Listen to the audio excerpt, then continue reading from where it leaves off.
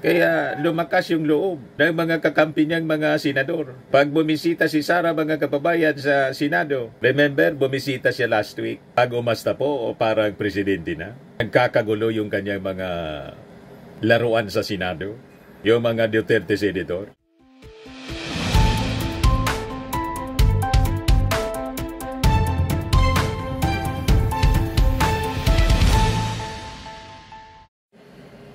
Hello po mga kababayan, si Dante Maravillas, Bicolano vlogger, broadcast journalist from Albay. O yung ating Pangulong Bongbong Marcos, tulad ng sinabi natin, after na magatid ng tulong sa Masbate City, na tinamaan po ng malakas na bagyong si Upong, ground zero po yung Masbate City, pinauna na muna niya kahapon mga kababayan yung kanyang mga cabinet secretaries. Pero ngayon, dumiretso na yung ating Pangulo sa Cebu City, sa Cebu Province. Yan po. 4 minutes ago pa lang. Matapos ang kanyang pagbisita sa City of Bogo Science and Arts Academy, lumapit si Pangulong Marcos Jr. sa mga residente sa kalsada na may dalang karatulang humihingi ng pagkain at tubig. Agad niyang inatasan ang DSWD na magatid ng pagkain at malinis na inumin at nangako ang ahensya na maipapadala ito sa loob ng 30 minutos. Mabilis po yung pag-aksyon ng ating Pangulo. On the ground siya. O ito naman po, nagpaabot yung kanyang mga opisyal ng 10,000 cash assistance para sa mga naulilang pamilya.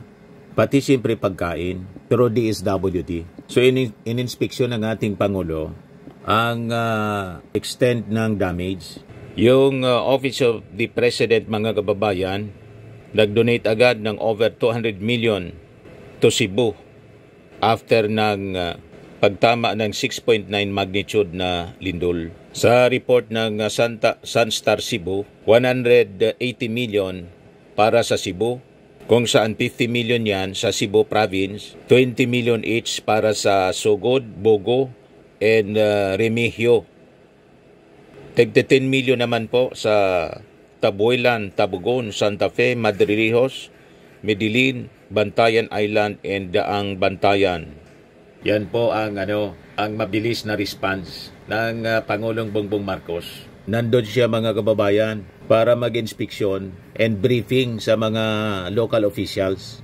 At tiniling niya ang tulong ng Congress na magbigay ng emergency funds. So sabi ng ating Pangulo, I'll be going to Congress, the House and the Senate para makapagbigay sila ng emergency fund. Yung tinatawag na QRF or Quick Response Fund. Kahit yung Senado ngayon, busy-busy para sa kapakanan ni Digong.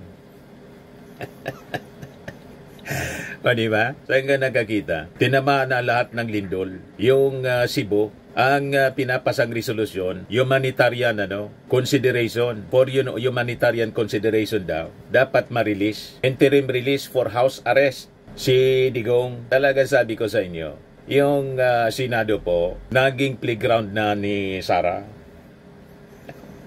Si Sara, pumunta din ng Cebu, mga kababayan. Nakikipag-compete sa ating Pangulo. Talagang kating-kati na to make over. Ayan si Sara. Nandun din sa Cebu. Yan Sara Duterte in Cebu until October 2, sabi ng Office of the Vice President. Yan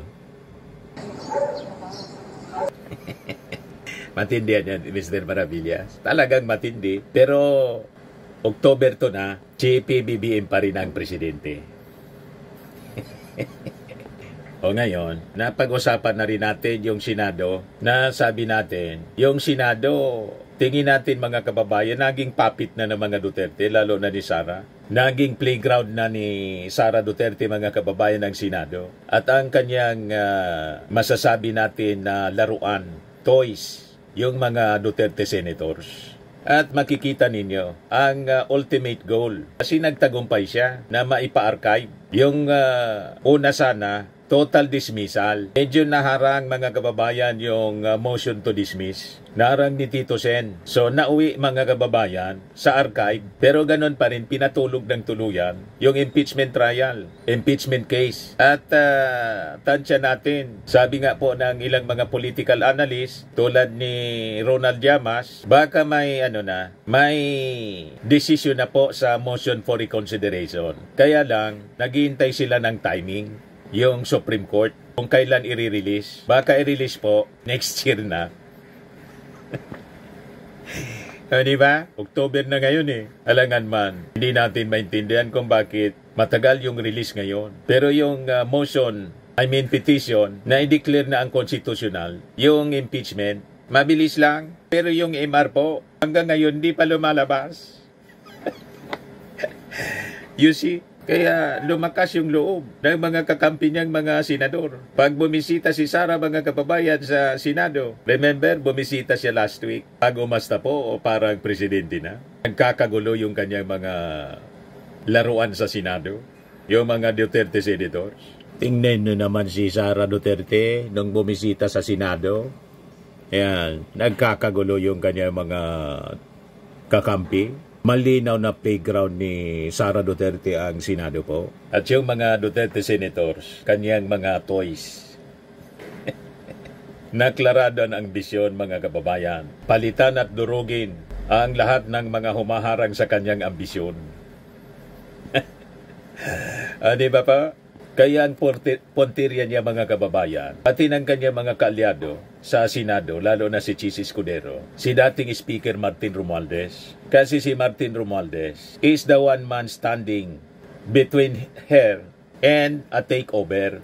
Sabi nga ni natin mga kababayan, mga past vlogging natin, si Martin Romualdez kasi po ang knight in shining armor ng ating Pangulong Bongbong Marcos. Kaya sa simula pa, target si Martin Romualdez. Una, gusto siyang ikudita. Yun ang rason kung bakit tinawag mga kababayan ni Sara Duterte, si Martin na tambalos-los nang mag-fail yung attempt ni GMA na to make over sana. Palitan si Martin Romualdez. Yun ang simula ng away.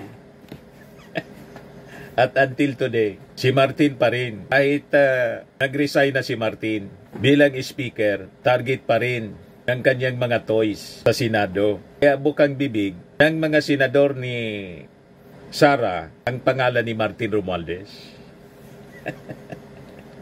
Nagets na ninyo? Pero makita ninyo, kung babalikan natin ang nakaraang 3 taon mga kababayan, tuloy-tuloy ang paninira nila at destabilisasyon. Pero October 3 na ngayon mga kababayan, si PBBM pa rin yung presidente. Kaya lalo silang nanggagalaiti. Walang impeachment na na-file laban sa ating Pangulo kasi nandyan si Martin Romualdez. Hindi rin nila mga kababayan magatungan yung armed forces. The last attempt nila noong September 21, lumipad tayo pa Manila. Kami ni Mrs. Chinik namin kung si PBBM pa ba ang Pangulo. Confirm, si PBBM pa rin hanggang ngayon. Makikita ninyo, dahil sa well-protected ni Martin Romualdez yung kanyang pinsan, siya yung ginigiba. Kumbaga, si Martin Romualdez kasi yung pader, napilit nilang tinutumba. Na kahit nga po nag-resign na si Martin, target pa rin nila. Hindi natin maintindihan. Bakit ganon? So makikita natin mga kababayan, there is stability with Martin Romualdez. With Sara, ang makikita natin, lahat kaguluhan. Yan ang dala ni Sara po. Sa totoo lang, siya mismo ang nanggugulo. Yung sinasabi po ni Marcoleta, na gulong-gulo na daw sa Senado, kayo yung nanggugulo eh. Diba? Mga DDS, mga Duterte supporters, kampo ng mga Duterte ang nanggugulo. Kahit nga doon sa September 21, yung riot po, na-trace doon sa mga kaalyado ninyo. Sila yung nanggatong ng gulo, ng riot, na iniimbestigahan mga kababayan. At malamang, may mga makasuhan po ng inciting to sedition. You see? So ang Senado mga kababayan, makikita natin isang puppet show po ni Sara Duterte. Nakita ninyo yung hearing sa kanyang budget. Yung pondo ni Bongo, bigay ko na niya kay Vice President para maging working Vice President talaga niya. Chorus yung mga Duterte senators. You see? Despite the issue mga kababayan sa confidential funds na hindi na nila pinag-usapan, na hindi may paliwanag. Hanggang ngayon, hindi pa na ipapaliwanag.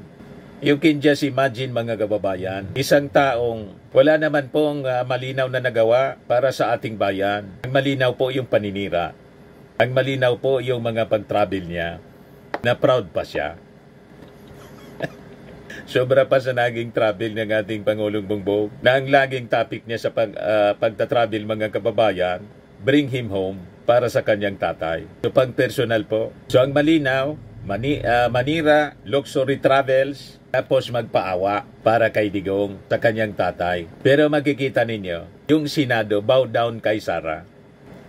Malinaw pa. Yung latest action nila, nagresolusyon kahit alam natin na wala manipikto yon, yung resolusyon ng Senado para i-request sa ICC na i-house arrest na lang daw si Digong. Pero kahit alam nila na malabong pagbigyan kasi hindi man pwedeng impluensyahan ng isang political institution, anumang institusyon, ang desisyon ng ICC, pinasa pa rin ng mga senador. Diba, malinaw na puppet ng mga Duterte yung Senado natin.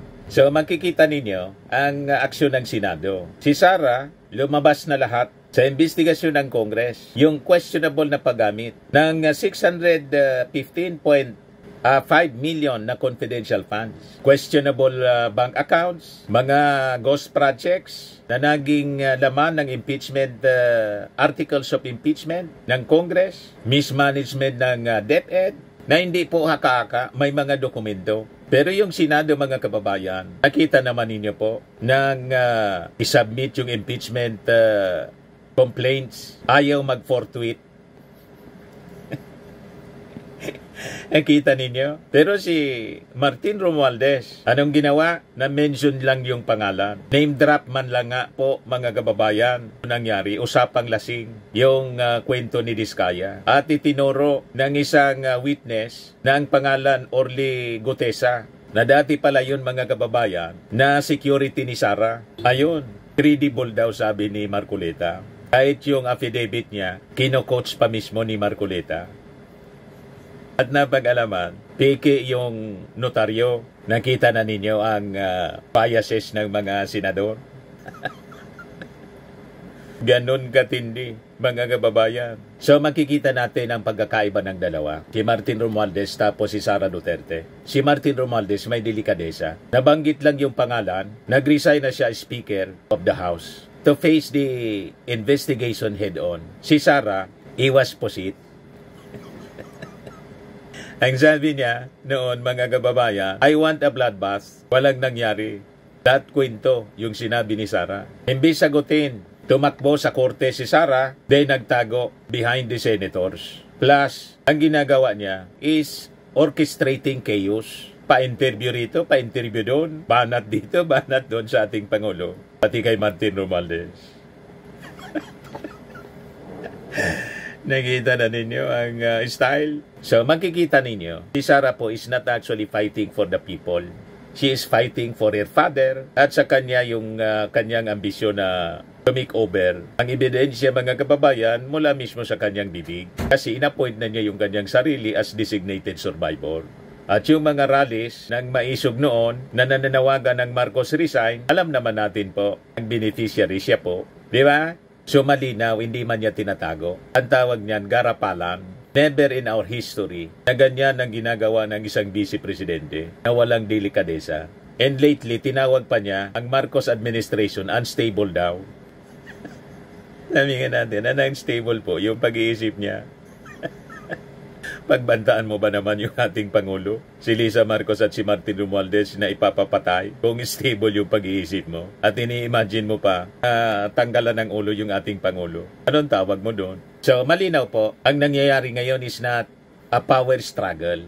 It is an attempt for a power grab. Kaya lang, hindi niya magawa kasi nandiyan ang pinsan si Martin Romualdez na after na mag-resign, nag-endorse siya, siyempre ng kaalyado. Ayaw man ang kanyang mga kasama na siya mag-resign bilang Speaker of the House. Sabi nga, ito ay isang malaking sakripisyo. Wala pa mga kababayan na speaker na nag-resign tulad ni Martin Romualdez. Karamihan po sa mga previous speakers napapalitan po through kudita. Iba po, tulad ng nangyari sa Senado. Kinudita si Chis Escudero, napalitan po ni Tito Sen.